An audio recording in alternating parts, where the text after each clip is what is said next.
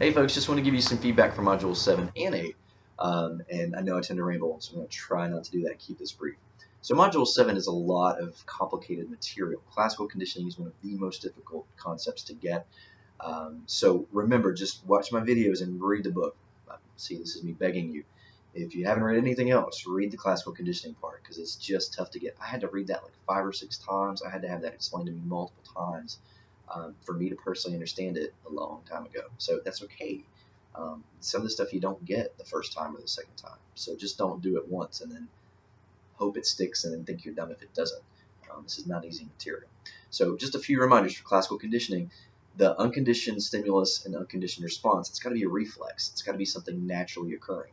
Sometimes we have what we think are reflexes, but that's just because we've had them for so long. When I listen to Mariah Carey, that makes me happy. But that's not a reflex. I know that because it has the opposite effect on some people, and it hasn't always had that impact on me. So just be really careful that the unconditioned part is a reflex. Also, be careful that your responses line up. So your unconditioned response and your conditioned response should be the same response, just tied to a different stimulus. So fear of pain and fear of doctor's office. The fear is the same, it's just directed to something different. A lot of times we just try to use different words as we write papers, and so we'll look for synonyms. Don't do that with classical conditioning because it typically it makes it incorrect. So if you say that you are afraid of pain and then the clown made you sick, you're in your head saying fear and sickness are the same thing, or running away and fear are the same thing, but they're not. So just make sure you're using the correct words. Also make sure you're using the correct terms. A lot of people found alternative words for unconditioned stimulus, unconditioned response. So just make sure you're using those words. Again, that's a tricky thing. Call me if you need help with that. I had more people call me this week than ever before, and it makes me happy. Don't think you're bothering me. This stuff is tough, so if I can explain it to you, I'm happy to do that. Operant condition. Oh, one last thing about classical conditioning. Some people said, when I was 5, I got bit by a dog and I became afraid of it. This is the unconditioned stimulus. I don't know what you're saying the unconditioned stimulus is. So always just break it down very clearly. This one thing is the unconditioned stimulus. This separate thing is the unconditioned response. Never have a sentence followed by this is something, because it's not clear what the this is. All right, operant conditioning, few people struggled with. A lot of people actually really got negative reinforcement, which is tough. Usually that's the most missed question. I'm hoping the quizzes really helped you practice that. Because I think only 1 or 2 people got confused with that. So just remember, a couple people didn't follow the instructions and didn't identify a type. So whenever I say you've got to identify a type of reinforcer, you got to tell me whether it's positive, negative, whether it's primary or secondary, or if it's a punishment, whether it's punishment by application or removal. By the way, I had the same problem there where some people came up with creative terms for those terms as well. So just make sure you're using the terminology I use and that's in the book. Cognitive learning, latent learning, most people seem to get. Learned helplessness, people really got, unfortunately. A lot of us have gone through stuff like that. Insight trips some people up. So, your textbook describes insight as an aha moment, but that's an oversimplification. So any thought that comes into your head can feel like an aha. But a true insight moment is when you think of something novel or new that you haven't thought of before, and it's a combination of previously learned material somehow. So it feels magical, but it's really not. And that was the one thing that tripped a couple people up. But most people did really well with Module 7. Again, I was really impressed. Not easy stuff to talk about. Module 8, also not easy to talk about.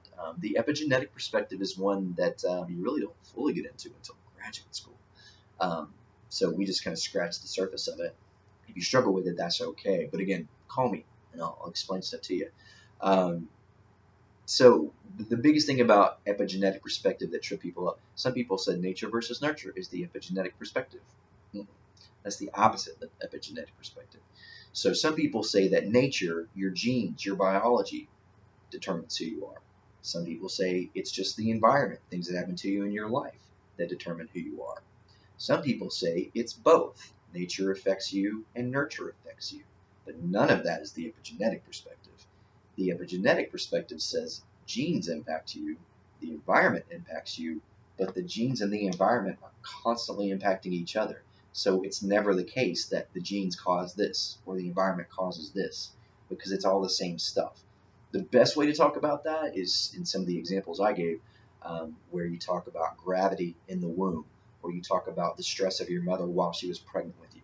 You've got to make it clear that you understand that the instance you're describing, you can't take the genes or the environment out of it separately. They're both happening at the same time. It's actually the same thing. So again, that's a little, if you haven't shifted your brain to thinking about that correctly, it's a little tough. But once you get it, you're like, holy crap, I see everything differently now. Several of you mentioned that. I remember the day I learned that concept. I can see myself sitting in that chair because I just started thinking about my entire life. And now everything affects everything. It made my brain hurt, but it helped me actually down a good path. So there you go. Hope you like that perspective. It's one perspective. You don't have to agree with it, but you got to know what it is. So that's Module 7. That's Module 8. Your grades are now posted. I recorded video feedback for you. Again, a couple people made boo-boos where you just submitted the wrong file or you just forgot about it. That's okay. That's why I do that drop grade. But I just can't let you resubmit stuff. I'm still going to cover requests for that. So I just can't give you more time than other people. What I can do is drop this grade, drop your lowest paper, drop your lowest discussion, and let the final replace the midterm. All that's true for you, but it's true for everybody. So that allows for those Pepsi moments, which we all have. Okay, so you've got Module 9 due next week, and it's a paper. So if you have questions, here's the deal. This is going to sound like I'm tooting my own horn, but I'm not. So your professors are not required to check email on the weekends. So typically after Friday morning, if you email a professor, you're not going to get a response until Monday morning. I shouldn't say typically. It's just that they don't have to, and some don't. I try to check my email every day, at least once on Saturday and Sunday, but I check it early. So if I check my email Saturday morning at 6 a.m. when you're asleep, you may not get a response from me until that Monday. But I do try to check email on the weekends. This weekend is going to be different. I have a family reunion in the Appalachian Mountains in Virginia. I will be in a cabin with no internet. I don't even think I'll have cell phone service. So look at the panic on my face.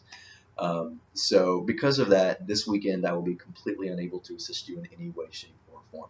I'll also be out of the office tomorrow on Friday. So work with the material by all means. Do the quizzes, work with the book, watch the videos.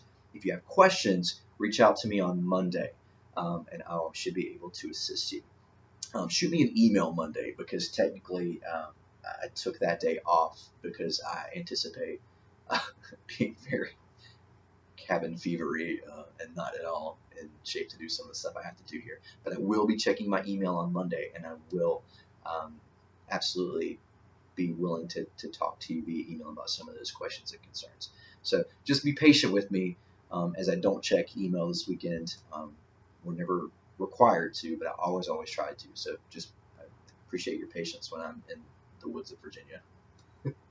Terrified. I'm actually looking forward to it. I get to see people I haven't seen in like 15 years, literally 15 years. All right, so that's everything I think I needed to say. The withdrawal deadline has passed, so let me say this very clearly. If you have a failing grade right now, call me. Come by. Let me help you. I want you to pass the course. Even if you have like a super low F right now, because of the final replacing the midterm and because of those 2 drop grades, we can still get you to a point where you pass the course. So please don't just give up. It's not going to be easy, but it's something that I truly believe each and every one of you can do. So please let me help you do that. Yeah, so that's it. Best of luck with Module 9. Work with the stuff now. Email me Monday with questions. You can call me Tuesday with questions, and I will respond to you as soon as I can. Have a great